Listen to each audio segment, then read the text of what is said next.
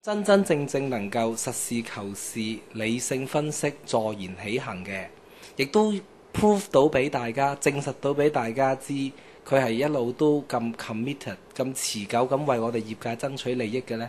咁我諗只係梁家騮醫生一個咯。所以呢一次參選，我係十分之支持佢，亦都係呼籲晒我所有身邊嘅朋友全力支持梁家騮醫生。Hello， 我係前線醫生，咁就而家接受緊專科培訓嘅。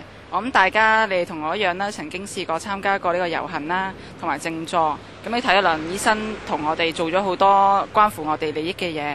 咁希望你哋都可以同我一樣啦，響嚟緊嘅選舉投梁醫生一票。我喺公立醫院嗰度做咗10年醫生，咁喺呢10年咁多風風雨雨嘅裏面呢，我發覺梁醫生係一個實事求是、坐言起行嘅人。